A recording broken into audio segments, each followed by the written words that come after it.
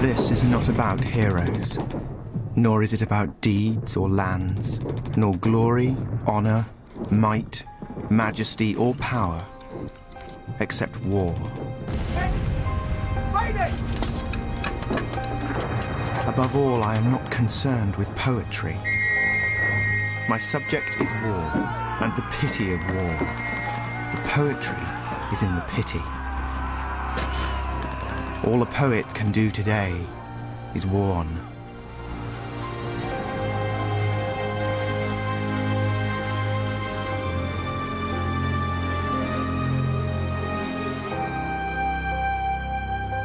For me, Wilfred Owen is the greatest poet of the First World War. No one has ever written as vividly about battle.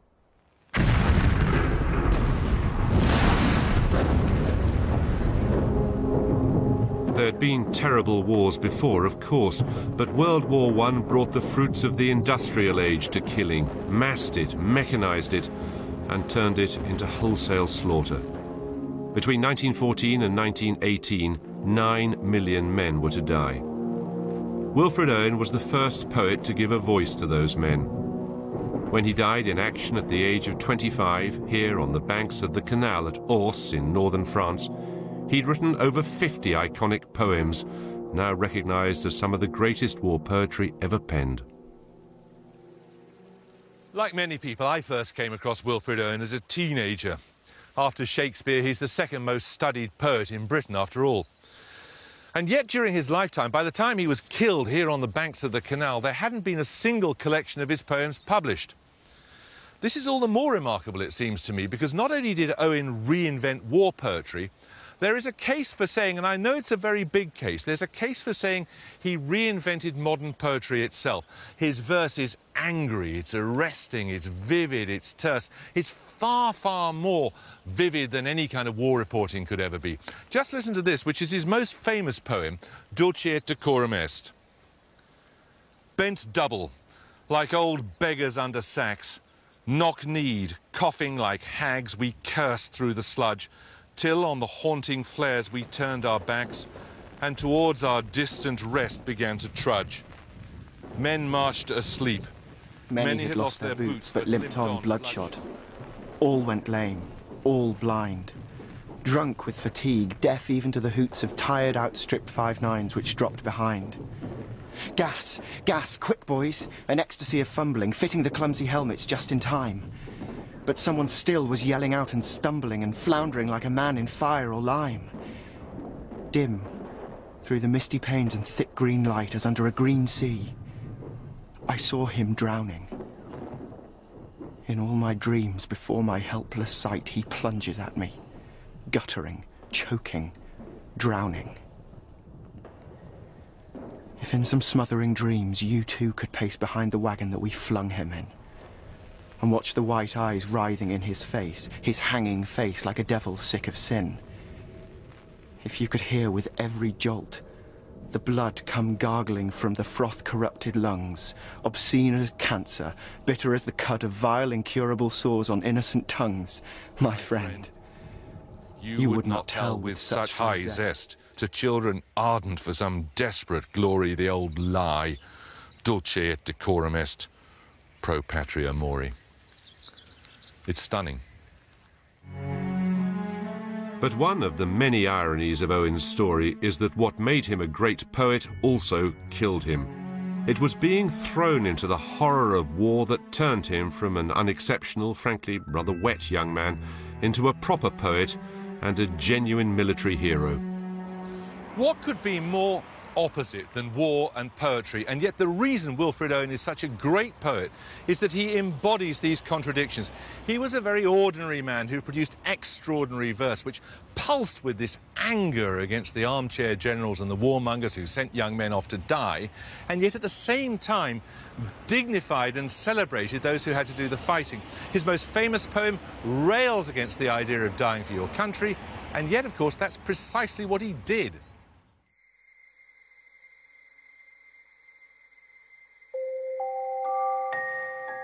Wilfred was born in Oswestry, rural Shropshire, in spring 1893 to Tom and Susan Owen. He was the eldest child of 4, with brothers Harold and Colin and a sister Mary. The family lived comfortably enough in a large house built by Wilfrid's grandfather. But when they fell on hard times, they were forced to sell the house and all its contents, moving to a more modest place in industrial Birkenhead. This abrupt fall intensified the relationship between Wilfrid and his ambitious and domineering mother Susan. She pinned all her hopes on her eldest son and dreamed one day he'd make a name for himself. When he was a baby, she'd cut a lock of his hair and playfully labelled it Sir Wilfrid Edward Salter Owen. Wilfrid enjoyed his mother's attention. If he was away for only a few days, he wanted to tell her what he was up to, even as a 5-year-old. She was devoted to him, he was devoted to her, he wrote to her all the time, over 500 letters at least. In fact, his letters to her from the front are our main source for knowing the sort of life that he led there. The very earliest of them is this, which is a card. I guess he must have gone away camping or something. And he says, "My dear mother, I know that you have got there safely. We're making huts. I have got a lantern and we're lighting them up tonight. I remain your loving son, Wilfrid." There aren't many 5-year-olds who could possibly attempt even handwriting as good as this, let alone as sophisticated a style of letter.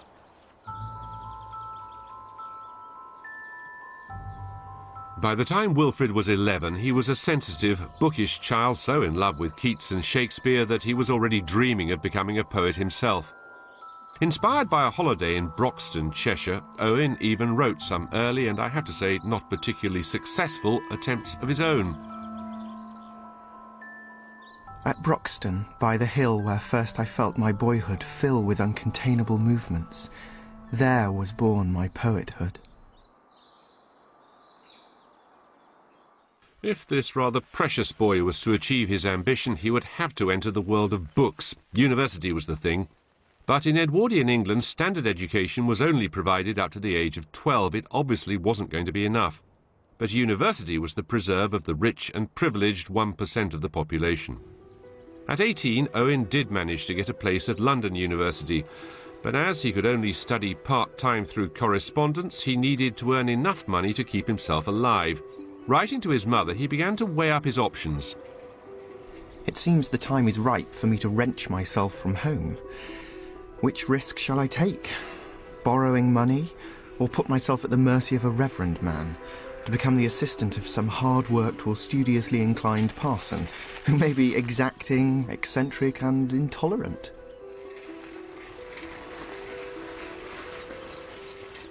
Owen's mother was intensely religious, so she encouraged him when he decided to come here to the village of Dunsdon near Reading to take a job as a vicar's assistant.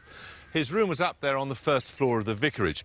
So between the ages of 18 and 20, his afternoons were taken up in visiting the poor, or as he put it in a letter to his mother, sitting on uncomfortable chairs talking to uncomfortable people in uncomfortable cottages. Owen's host and employer was the Reverend Herbert Wigan, an intelligent and cultured man whose life, although not exactly luxurious, was in stark contrast with that of his parishioners.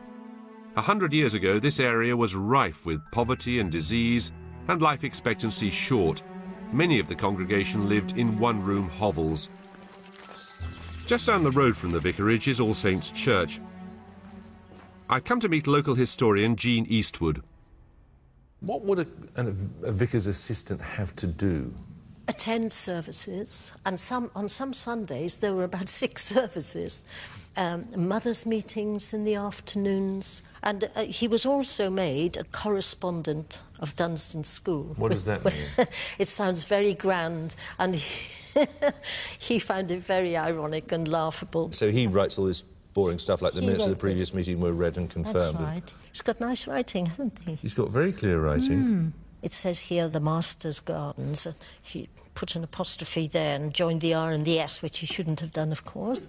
And they agreed upon a new fence. A new fence was agreed upon. The old gate was to be repaired. This was quite a It was quite a mundane existence for a young, energetic man. Do you think he enjoyed his time here? The situation in the vicarage itself he didn't like. He didn't like the fact that here was this man living on his own and he had this whole host of servants. The vicar? The vicar, yes. And whereas he was going out and visiting these poor people in the cottages, suffering from diseases and so on, he found it all so hypocritical somehow or other. I am holding aloof from the shortbreads, and I mean to give some to a little girl of 5, fast sinking under consumption. Isn't it pitiable? Could he retain his own faith in those circumstances? No, I think that was the problem. His experience here, and perhaps particularly amongst the poor people, and seeing their suffering and their illnesses, and especially amongst the children, filled him with pity. And that came out later when he was on the front, because he felt pity for the soldiers. It was too much. He didn't have enough time to study, and he just didn't really believe. Owen decided to leave Dunstan for good. Murder will out, and I have murdered my false creed. If a true one exists, I shall find it. Escape from this hotbed of religion I now long for more than I can ever have conceived. To leave Dunstan will mean a terrible bust-up. So, by 20, Owen still hadn't fulfilled his mother's ambitions. He'd lost his faith, missed his next lot of university exams, and hadn't written much decent poetry. A bit of a washout so far. Still without a clue what to do with his life, he needed a change of scene. In autumn 1913, Owen left England for France on a sort of gap year. He taught at a language school in Bordeaux, and now he was free at last. He started to drink wine, took up smoking, and he stopped going to church every Sunday. I have been able to fortify my tissue with real Bordeaux, red and white. I am conscious of at least an appearance of robustness in my face. The villa is not ideal in plan, but pretty and practical. Here is a rough plan of the house. The piano is wicked, absolutely untouchable. Ooh la la, I am immensely happy. But Owen's idyllic time in France was about to come to an abrupt end. On the 28th of June 1914, the Archduke Franz Ferdinand, the heir to the throne of the Austro-Hungarian Empire, was assassinated on the streets of Sarajevo, thereby triggering the most industrial-scale slaughter in history. 6 weeks later, on the 4th of August 1914, with the Germans attacking France, Britain was dragged into the war. The British War Minister, Lord Kitchener, began a frantic recruitment campaign. Hundreds of thousands of young men volunteered to fight, swept along on a tide of propaganda. The popular press was filled with patriotic slogans, and even poetry was put to use as a recruiting sergeant. For example, the verses of a woman called Jessie Pope, who wrote in the Daily Mail, a gun to shoot the Hun, a cudgel of oak to clout him, a Jellicoe ship to give him jip, and a Kitchener's boy to out him. Listening to jingoistic tosh like that, you really could believe the war might be over by Christmas.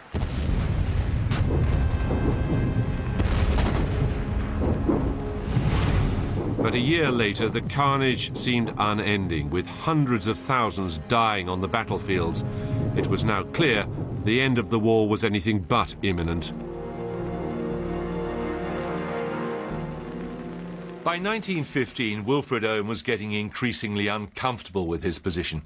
He'd heard the guns booming in northern France, he'd been to a military hospital and seen the terrible injuries suffered by young men who had volunteered. And literary heroes of his, like Rudyard Kipling, were encouraging young men to join up. But most of all, he feared that a German victory would mean the extinguishing of the English culture and language. He wanted to fight, he said, to save the language of Keats and Shakespeare. So, a year after the war began, in September 1915, Owen returned to England determined to sign up. The following month, he was sent to train as an officer, and the following year, He became a second lieutenant in the Manchester Regiment. For a sensitive young man, it was a shock. The men he'd have to lead in battle were a tough, foul-mouthed, grumbling bunch. The generality of the men are hard-handed, dogged, loutish, ugly, coarse, ungainly, unlovely Lancashire soldiers, Saxons to the bone. The roughest set of knaves I have ever been herded with. Even now their vile language is shaking the flimsy door between the rooms. As a new officer, Owen had to teach his men to fight with gruelling drills and exercise, and he got to grips with the new weapons of trench warfare.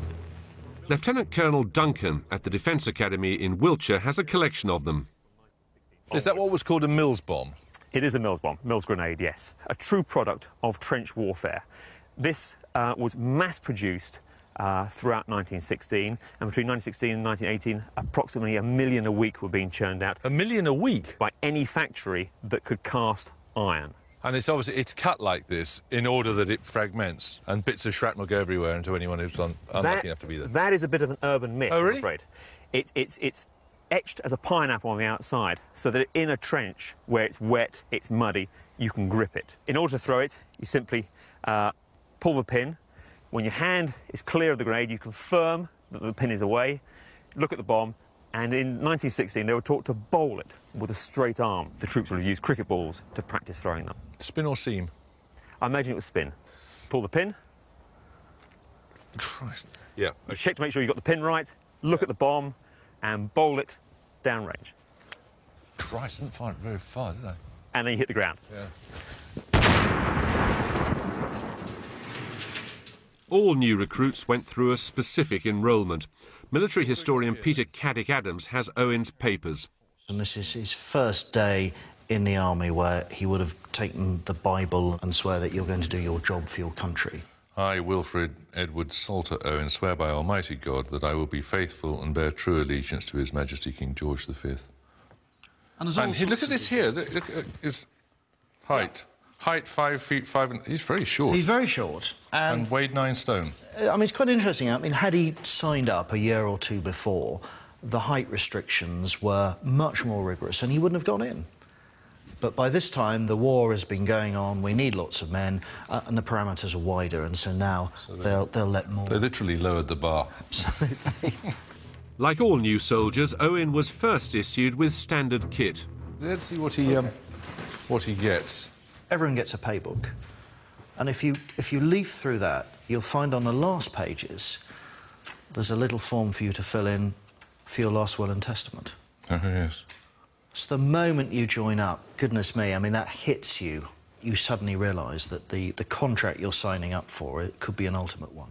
The specimen will they've got here, in the event of my death, I give the whole of my property and effects to my mother. That's the specimen one. What's this here? That's a tin of what you and I would call corned beef. Yeah. But, of course, in those days, it wasn't called corned beef, it was bully beef. And that name's interesting. It comes from bœuf bouillé, which is what the French called their boiled meat in Napoleon's day. So, of course, soldiers could never, ever pronounce foreign words, so they bastardised them and you get bully beef. Phrase books. This is basically how to get on with the French army. Head wounded in, finger wounded in. Wounded? Yes, where? In the foot. Blessé, oui, au pied. And there's lots of little sort of items that a department store would try and sell you as a sort of newfangled device to make life easier in the trenches. This is rather fun. This is your knife, fork and spoon set. And you can see it all sort of folds away. Absolutely. And it's a bit like a sort of penknife. But you've got everything there in a tiny little bag. Again, private purchase. Your wife might buy it for you, or a sweetheart. Bits and pieces like this, a trench torch. Oh, trench torch. I thought it was a hip flask. I'm sure there's a hip flask somewhere. What was an officer expected to learn to do? There's a whole series of lectures that a senior officer, like a major, would have given to the junior officers on how you conduct yourself. And if you're a soldier like Owen, you're having to almost learn at the same time. So you're having to learn quicker, show that you're more competent, inspire their trust, and thus gain their respect as you all go through the same rigorous training programme yourself, leading by example. And that's the sort of world that Owen would have been thrown into and it's completely different to everything he's ever done before.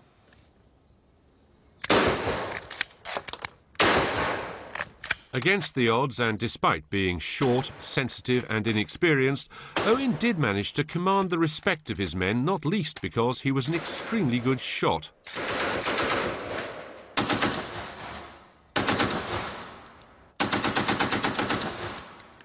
It's a horrible sound, isn't it?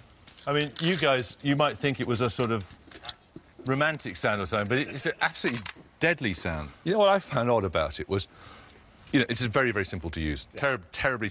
Any idiot could use it. And you might say one idiot just did. But it's very hard to reconcile that with what, you know, that would be doing at the other end. I find that absolutely chilling, really. So it's a sound once heard is never forgotten. You always remember the sound of a machine gun. No, I wouldn't forget that. The sound of these guns would also stay with Owen. Later, he would mimic their staccato rhythm in his poetry. The bullets chirped, in vain, vain. Machine guns chuckled, tut-tut, tut-tut, and the big gun guffawed.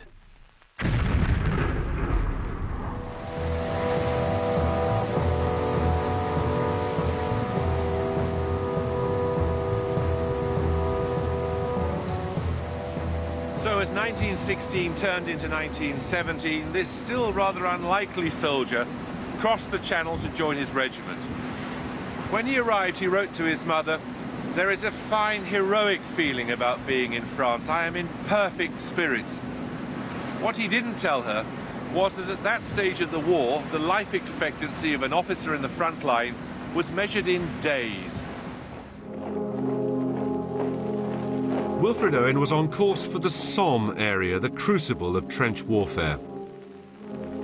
The battle, which had begun in July 1916, was a series of British-French assaults on well-established German positions in northeastern France. Films of the greatest historical event that has ever yet been picturized were watched by awestruck civilians all over Britain. But the worst horrors were never shown. Although tanks were used in the battle, on the first day alone, 60,000 men were casualties, a third of them killed. Many were volunteers who had never been in action before.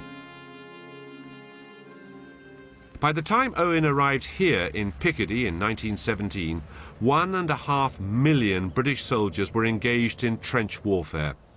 Appalled by the shattered landscape he saw, he later wrote, "My soul looked down from a vague height with death, as unremembering how I rose or why, and saw a sad land, weak with sweats of dearth, grey, cratered like the moon with hollowed woe, and pitted with great pox and scabs of plagues.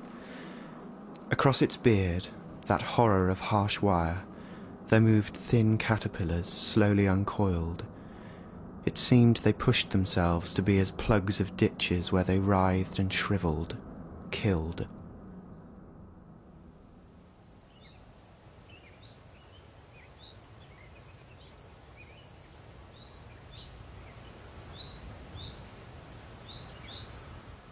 The most striking thing about this cemetery, which is only one out of 200 in the Somme area and contains about 7,000 graves, is how very, very many of them are simply marked with no name, an unknown soldier. And I'd just be interested to know what proportion that is.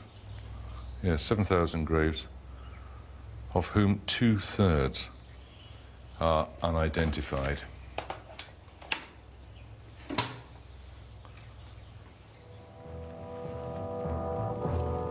Trench warfare was the result of military deadlock, with each side defending opposing lines. Stalemate could only be broken by laying down a heavy bombardment, then attacking and capturing the enemy trench, and so pushing the front line forward. There were over 400 miles of trenches built across France and Belgium. They weren't just a fighting system, they were where soldiers lived, ate and slept. Taff Gillingham has accurately recreated a section of a front line. So this is a fairly typical British trench, is it? Yeah, it is typical, yes. Duckboards in the bottom. I mean, today is a very dry day, the mud's all dried up, but when it's wet, if it's been pouring with rain, the mud's just really sticky, it's pulling at your boots all the time. Water and lots of men produce huge amounts of mud. It was the biggest nightmare. It gets in your food, it gets in your clothes, it gets in your hair, and more importantly, it gets in the weapons. And it's a nightmare for the fellas just to keep the things clean so they're ready to use at all times. After those 2 days, we were let down gently into the real thing, mud. It has penetrated now into that sanctuary, my sleeping bag, and that holy of holies, my pyjamas. If there was a hit from an artillery shell, for example, I mean, that obliterates people. You simply cannot clear up all the dead bodies, can you? Well, I mean, the British were very good at that for two reasons. One is sanitation. The French tended to bury theirs just in the side of the trench and leave them, which was hugely insanitary. And bad for morale. The British realised that actually the last thing that you need to do is when you're waking up every day, you know, see all this stuff lying around. There are places where it did happen. The famous case of Farewell Freddie's hand, who hung out the corner of a trench and the soldiers would always shake his hand as they went past because they considered it good luck. But most of the time it was good for morale to clear up the mess, tidy it up and get them away. What were the main health problems that they faced? Trench foot was a big problem, especially... What is trench foot? Just explain. Well, people who have their feet immersed in water for days and days on end, eventually the feet just start to rot. So what they made sure was that every single day you'd have to take your boots off, you'd dry your feet, you'd get a dry pair of socks, and very quickly they started a programme of bringing whale oil along, and the NCOs would rub whale oil on the men's feet, and the officer would have to come along and inspect it and make sure it had been done. If you didn't take the precautions and you got trench foot, what happened to your foot? I mean, they literally do rot. They go very black, their toes drop off, and they are a real mess, you know, and very often fellows would have to have their feet amputated. Owen's most famous poem, Dulci et decorum est, contains this verse about a gas attack. Gas, gas, quick boys, an ecstasy of fumbling. How common were those gas attacks? They were pretty common. The Germans used gas first at Ypres in 1915, but most of the time it's all about trying to get an advantage in a battle situation. So when the battle starts, you try and soak the enemy with gas, because then he's got his face in a gas mask, it's misted up, it's difficult to see what's going on. The downside, of course, is that your fellas are exactly the same. Sure. And the wind. If the wind changes, you're already stuffed. And the effect of these gases, what do they do to you? Different types of gas affected soldiers in different ways. Certainly the early chlorine gas, it's designed to affect your lungs. You know, guys would just basically drown in their own phlegm.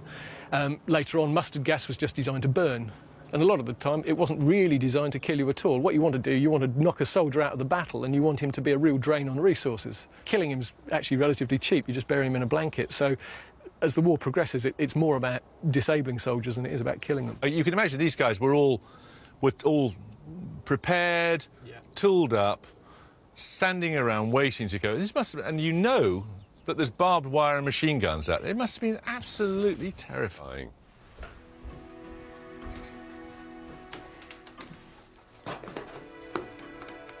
For those living in the trenches, little things from loved ones at home became hugely important. Owen sent endless letters, 15 letters to his mother, talking about the need for socks. He's very specific. He says at one point, I don't want old, shrunk darn socks, no use at all. I must have new ones if my feet are to remain beautiful on the mountains of victory. Here's an addition to my list of wants. Safety razor and blades, celluloid soap box from Boots, cigarette holder, bone, 3d or 6d, paraffin for hair, brackets, I can't wash hair and have taken to washing my face with snow.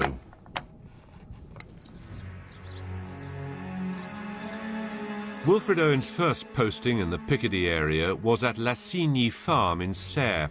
It was January 1917. The writer Helen Macphail has spent years deciphering maps, battle plans and war diaries to pinpoint exactly where Owen fought. You get some sense of the ferocious storm of metal and explosive when you meet the local farmer, Monsieur Samien. That is a full shell, which I am not going to pick up. So this is an unexploded shell, isn't it? This is exactly what they say you shouldn't do, isn't it? Yes. Qu'est-ce que c'est ça? What is this? That was a gas shell and has exploded, and you can see the thickness of the iron still. And these come up every year, the iron harvest that comes up, it's extraordinary. It just appears, and then it is collected, and they're taken away and dealt with and made safe. You find this every year? Tous les ans. tous les ans. Yes, every year. Et je crois que mes enfants et petits-enfants vont en ramasser encore. Your grandchildren will be finding them too. Owen walked through this farm 2 weeks after he first arrived in France.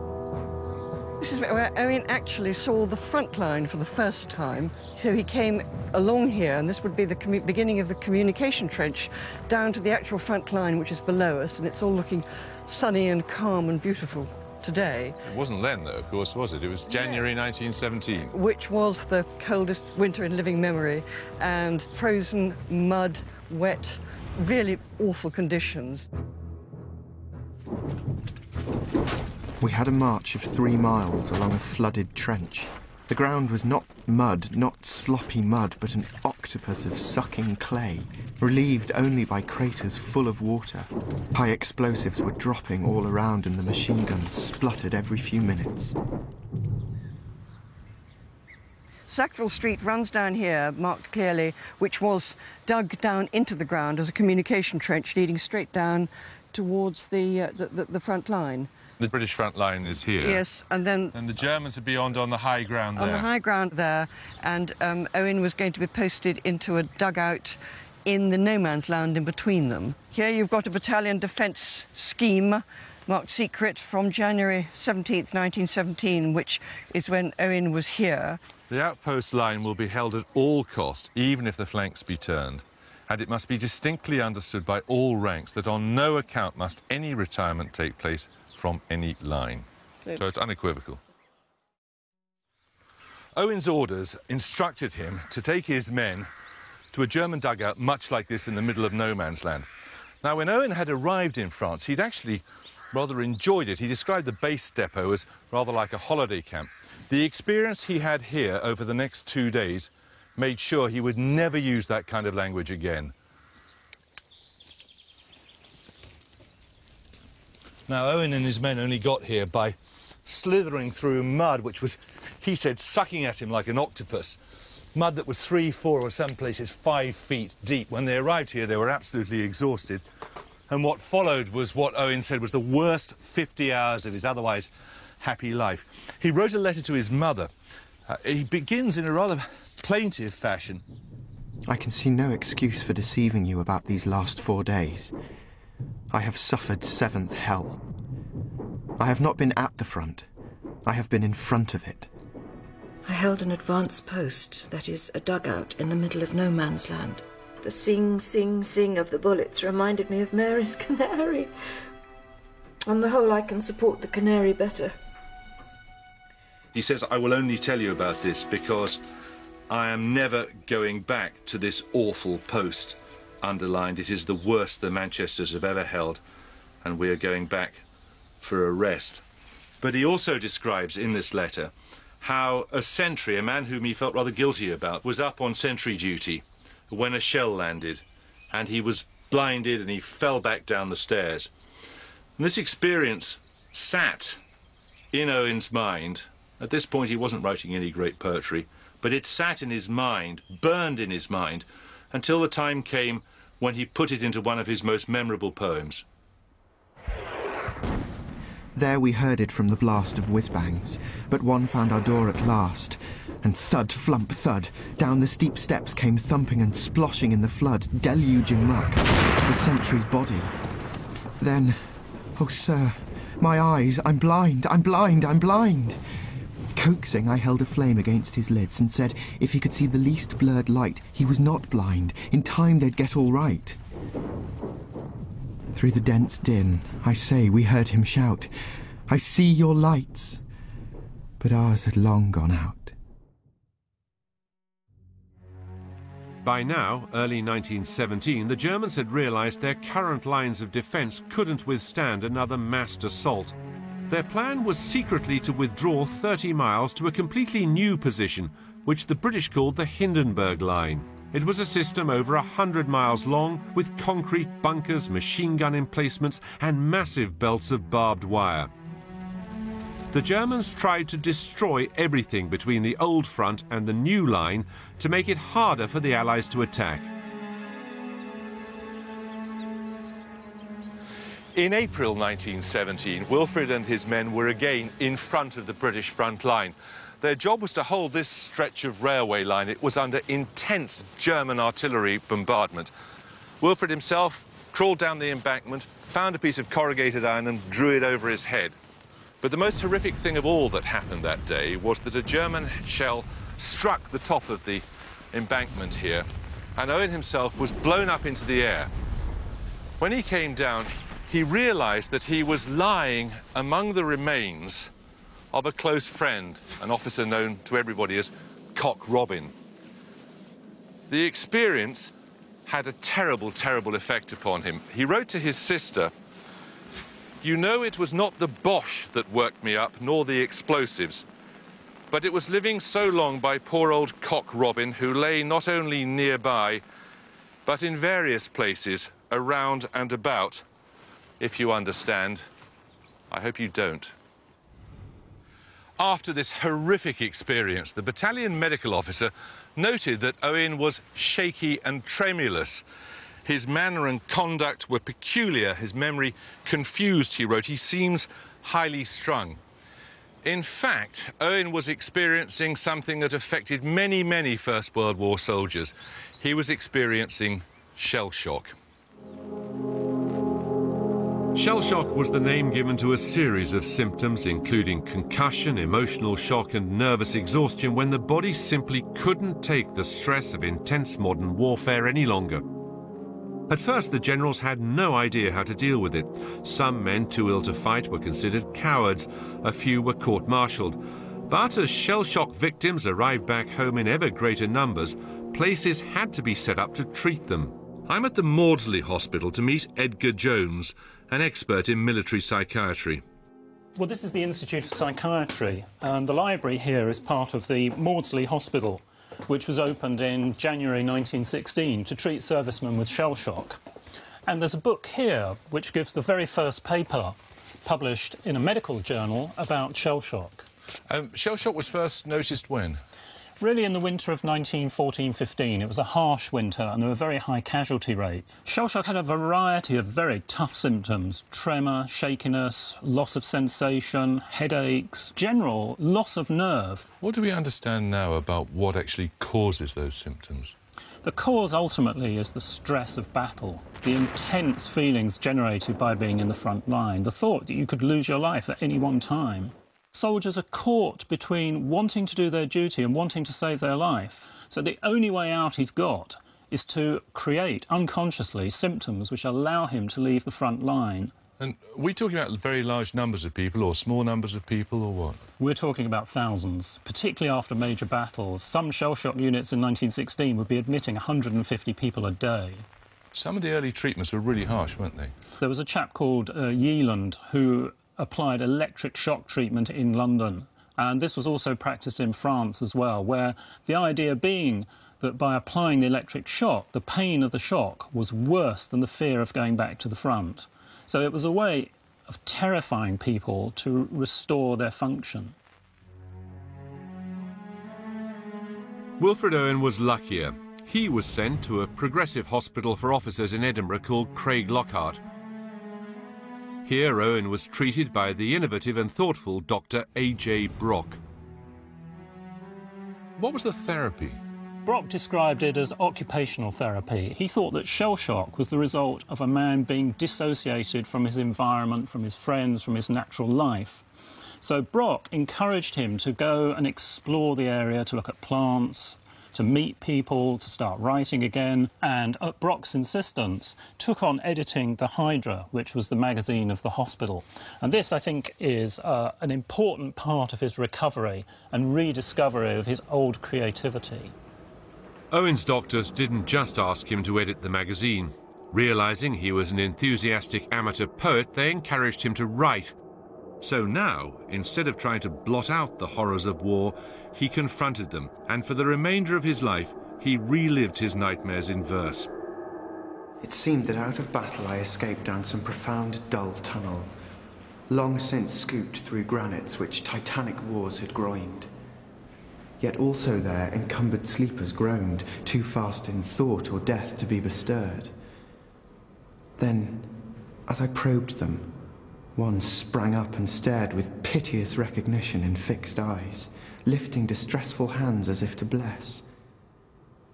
And by his smile I knew that sullen hall.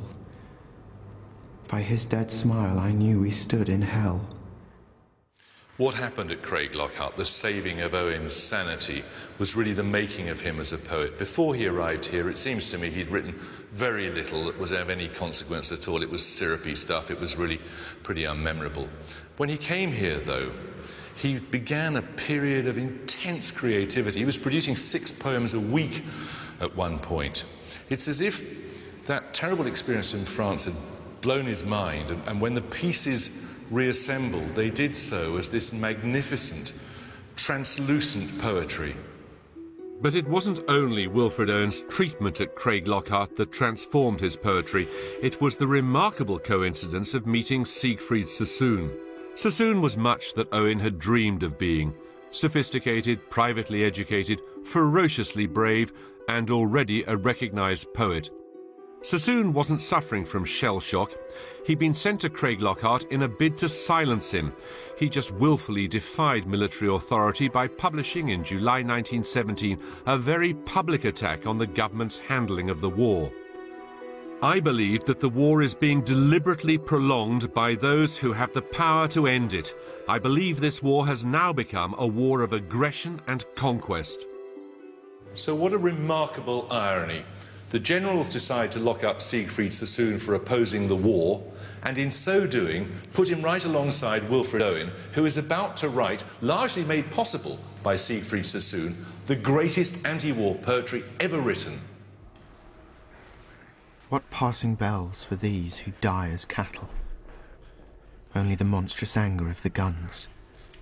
Only the stuttering rifle's rapid rattle can patter out their hasty orisons.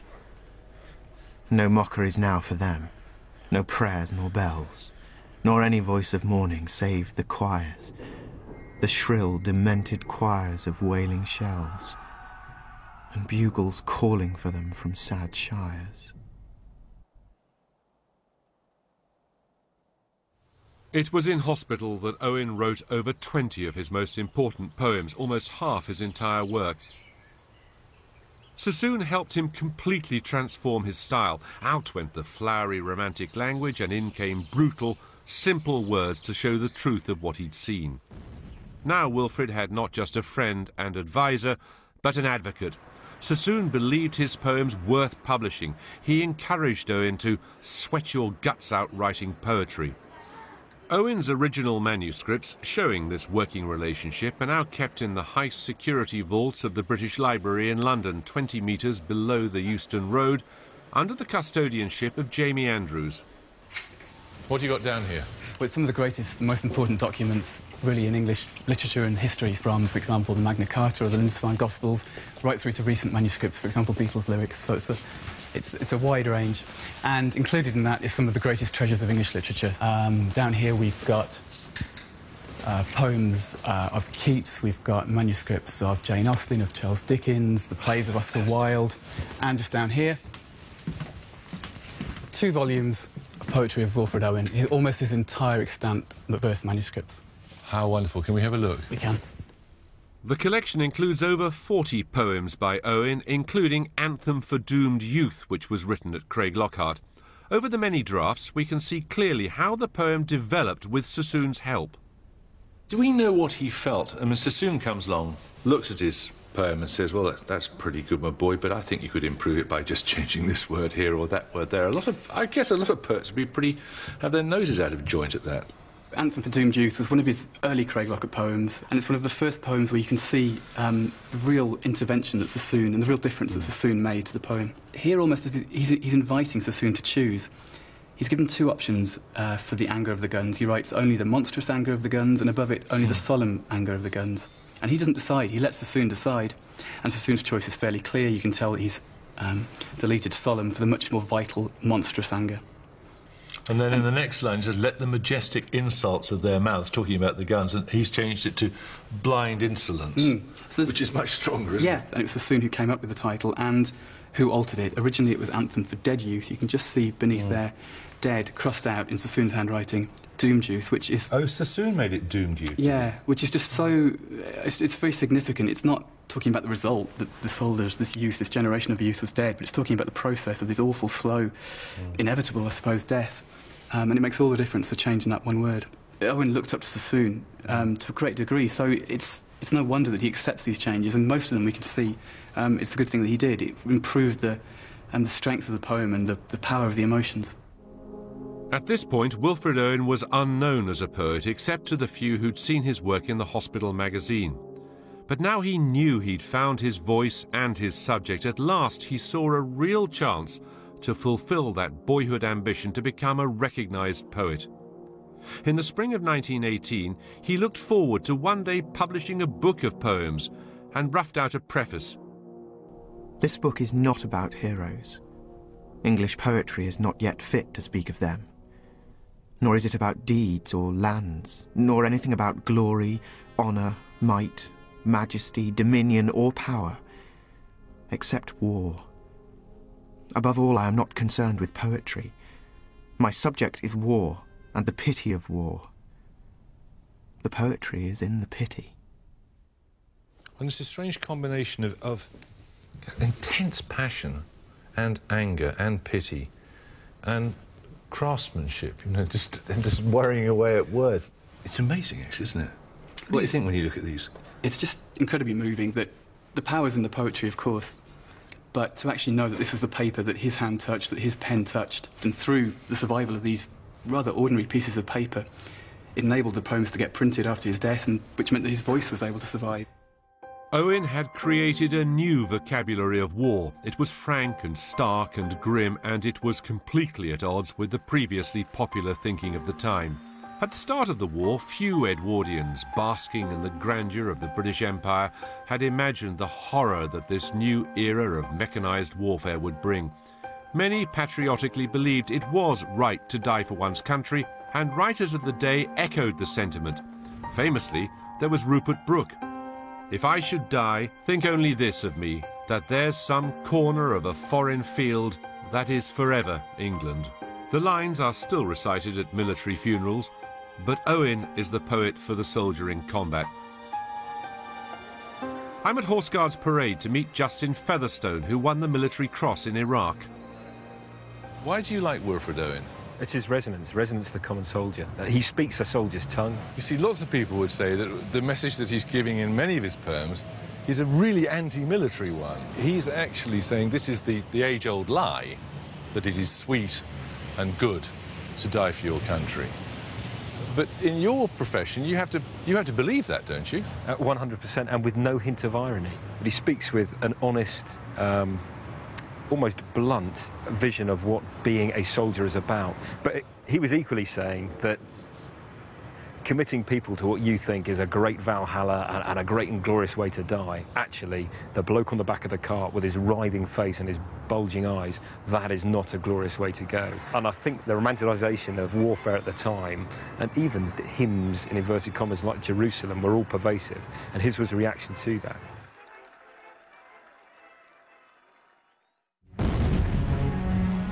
By the early summer of 1918, the Allies were losing the Eastern Front and Germany was still occupying vast tracts of Europe. In August, the British Commander-in-Chief Douglas Haig directed the start of an offensive along the Western Front in an attempt to force the Germans back. It was the start of the last 100 days of war.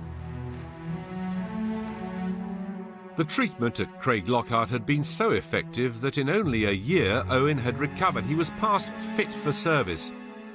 His mother was worried for him, and his friend Sassoon even threatened to stab him in the leg to prevent him returning, but Owen was determined to go back to the front. Returning would, he thought, give him the authority to speak. As an officer, he felt a responsibility to lead his men. As a poet, he felt it his role to bear witness to their sufferings and courage.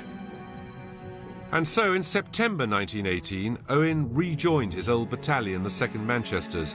But he wasn't returning to the front the man he'd been before.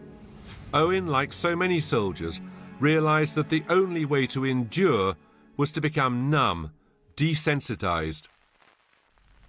Happy are men who yet before they are killed can let their veins run cold. Dullness best solves the tease and doubt of shelling, and chance's strange arithmetic comes simpler than the reckoning of their shilling. Their hearts remain small drawn. Their senses in some scorching cautery of battle, now long since ironed, can laugh among the dying, unconcerned. The Manchesters were sent here to Joncourt, ready for the final offensive which would smash through the Hindenburg Line and result after 4 years of war in Allied victory. Now, at this point, the Hindenburg Line was right up on the skyline there. It was full of artillery emplacements, trenches, machine gun nests, and Owen's job was to take his men down this decline, up over the top of the hill in front of us, and then up the hill finally into the Hindenburg Line. Soon after they left here, the man next to him was shot in the head. Owen describes cradling him on his shoulder for half an hour. He said the blood looked and felt like crimson molten steel. The man was stretchered off. Owen led his men on, firing his revolver, and at the top of the hill, he single-handedly took a German machine gun post. He was a man transformed. I have been in action for some days. You will guess what has happened when I say I am now commanding the company, and in the line had a boy Lance Corporal as my Sergeant Major. With this corporal, who stuck to me and shadowed me like your prayers, I captured scores of prisoners. I only shot one man with my revolver at about 30 yards. The rest I took with a smile. Over 3 days in the front line, Owen was thrown into the eye of the storm. He'd become a superb soldier, fighting with precision, efficiency and selfless courage. His bravery was recognised. He was awarded the Military Cross. But more than any citation for gallantry, it's the words that Wilfred Owen uses himself when he writes to his mother to describe what happens, which tell us how much he's changed. I have no word to qualify my experiences, except the word sheer.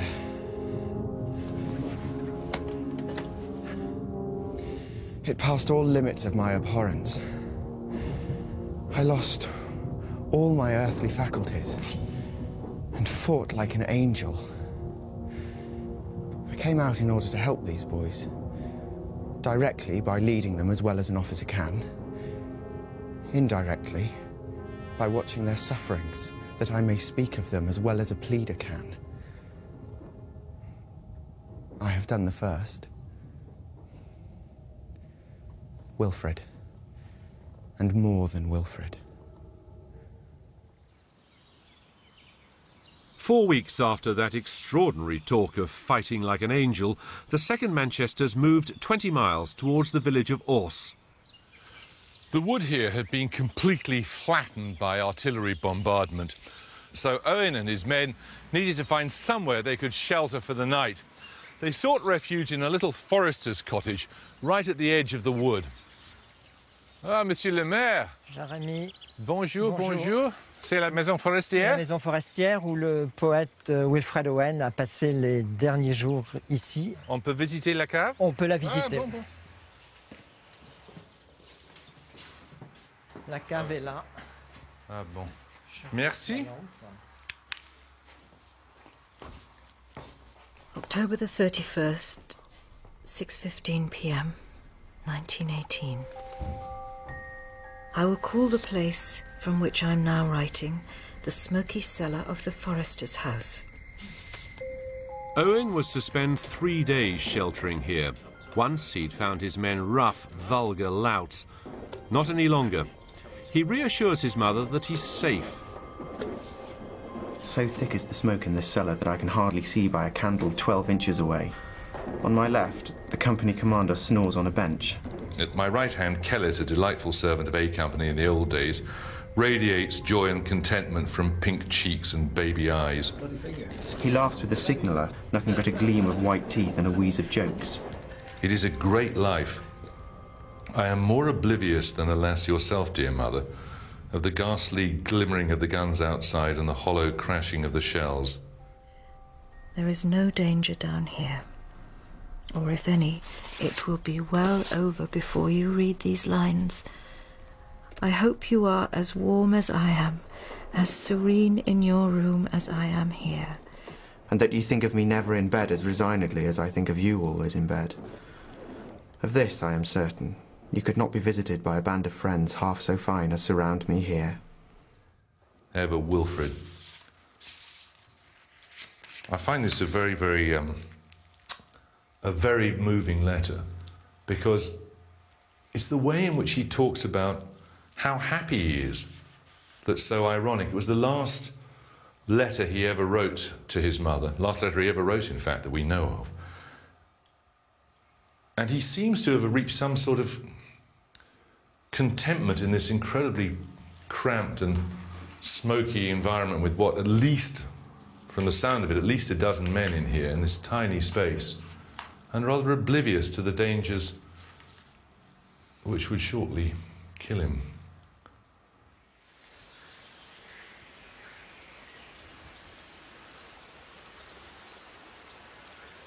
The end of the war was now literally days away. Owen's battalion was given the job of crossing this canal, which, as you can see, is, what, 20 metres, and pursuing the retreating Germans on the other side. They were to cross the canal on a series of rather cumbersome cork pontoons which were linked together by bits of chain. It had rained overnight. November the 4th, 1918 dawned misty. At 5:45 in the morning, the whistles blew and the attack began. But the Germans were dug in on the other side, and they were dug in with machine guns. They were cut to pieces. Wilfred Owen never made it to the other side.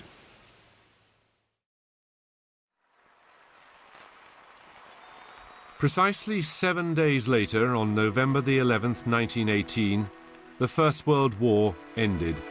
It had taken the lives of young men in almost every village, town and city across the country, and in every village, town and city, people poured onto the streets to celebrate the Allied victory. In Shrewsbury, Susan Owen heard the church bells pealing, but at this moment of collective relief and joy, the final irony of Wilfred Owen's story was about to unfold.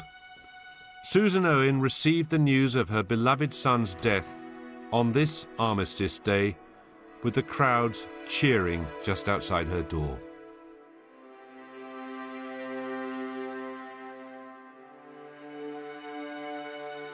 During his short life, Wilfred Owen had seen only 5 of his poems published, but in 1919 he was included in the anthology Wheels, edited by the poet Edith Sitwell, and in 1920 she put together a small collection of his poems with an introduction by Siegfried Sassoon. But it wasn't until the 1960s that Owen's poetry really gained popularity. His unflinching depiction of war spoke powerfully to the protest generation.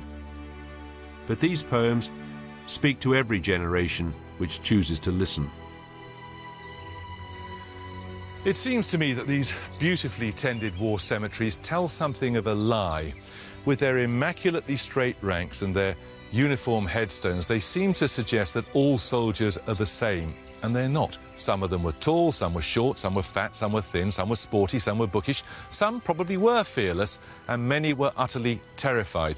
And what Owen does is to enable us to understand that war is about more than the strategies of generals or the manufactured animosities of politicians. His lasting memorial is to enable us to understand the human experience of war. In short, the pity of war.